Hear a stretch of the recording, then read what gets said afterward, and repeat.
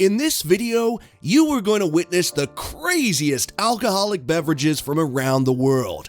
The infusion of bizarre body parts, dead animals, and poisonous plants is not new to the brewing industry. The alcohol industry has experimented with and revived the traditional and national liquor of various countries.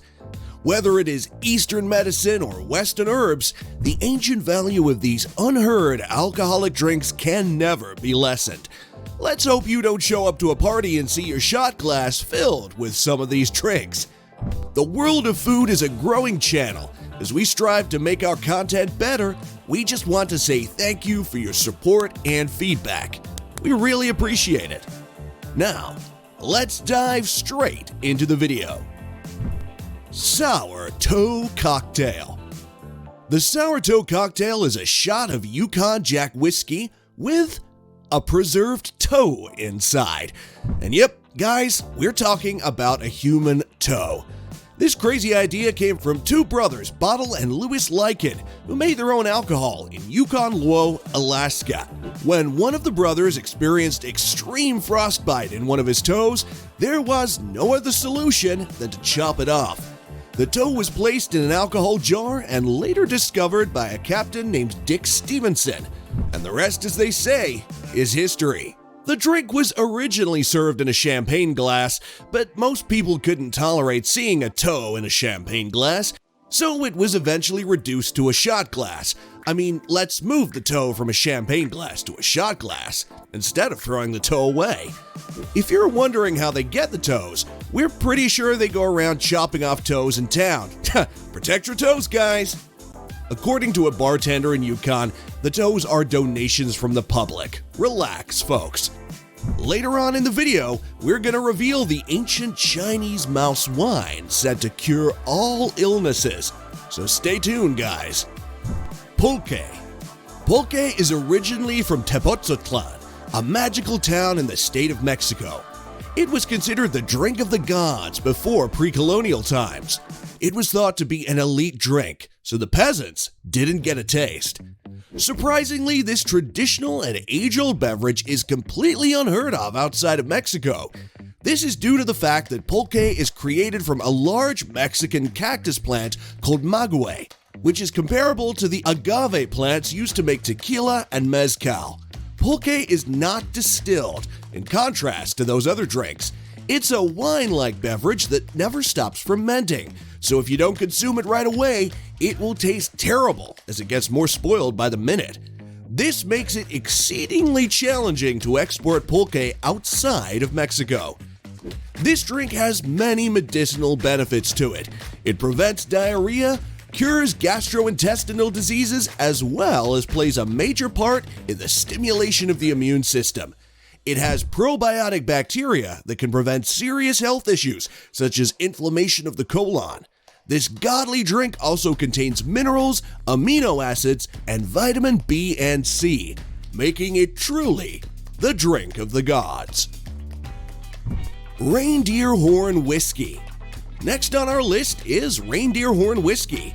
This drink originated in Thailand.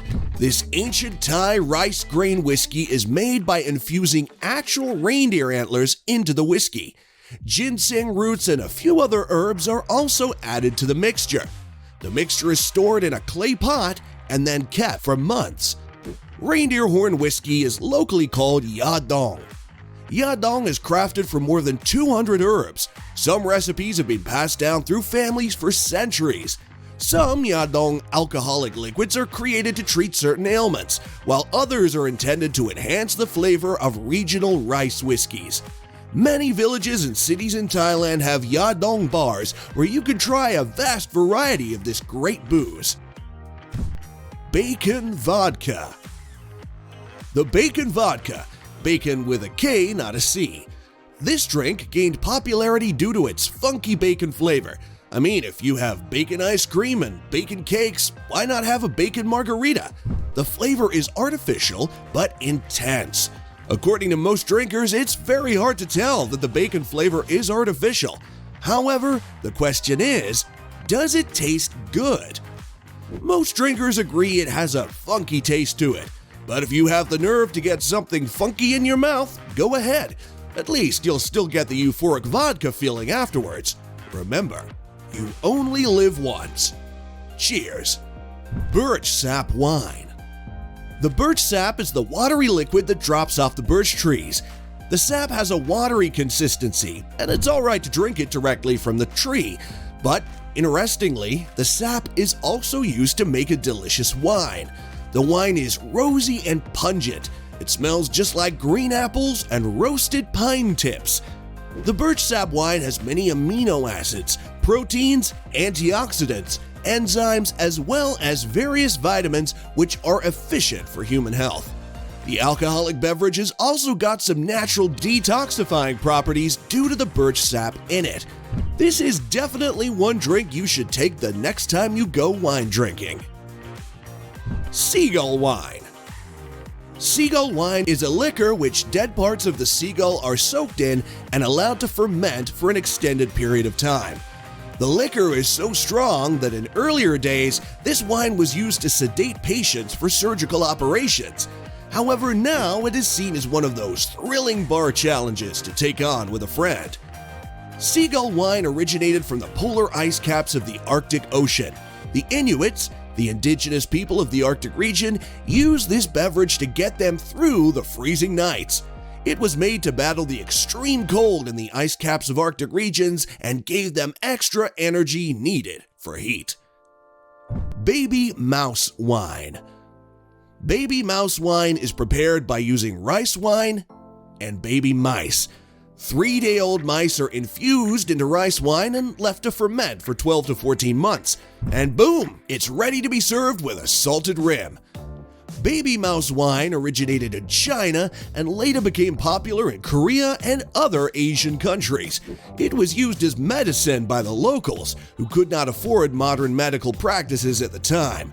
It is believed to cure almost all diseases, primarily respiratory and any liver problems. It is vital to make it using healthy, clean mice, otherwise the wine might become contaminated and poisonous. Due to its believed magical treatment capabilities, the beverage has gradually become famous amongst the elites. Three-penis wine. Originating from China, the three-penis wine, also known as the Teji Sanbian Ju, pardon my French, it is a wine with penises infused in it. The deer, dog, and seal penises are soaked in the wine and left for a generous amount of time to ferment. This process releases what many believe to be aphrodisiac chemicals into the wine. You can find the liquor at any Chinese medical store. According to Chinese medicine, this wine can prevent kidney disease and is beneficial for male sexual potency. So I suggest you all get a friend a bottle of this wine at the next bachelor party. Tsungal. And the final one on our list is probably the worst of them all, Tsungal. Better known as human feces wine. Tsungal has its roots in Korea. It's wine mixed with fermented human feces. Very few still make this wine. They use the feces of children aged 4 to 7. The feces is dewormed and refrigerated for 2 to 4 days, then mixed with water. It is then added to a glutinous rice and yeast in a pot. Then the soon-to-be feces wine is left to rest for 7 days at a temperature range of 30 to 37 degrees Celsius. The feces wine is at the borderline of being medicinal and dangerous. Feces has been a crucial part of Korean medicine. Ancient Korean medical texts assert that it may treat epilepsy and even treat severe bruises, wounds, and shattered bones. Not only human feces, but ancient Korean people also believed bat, dog, and chicken leavings could cure many ailments. Would you try any of the beverages on our list? I think I'm leaning towards trying the three-penis wine myself. Comment below and let us know which one you would try and which one you think is the most bizarre.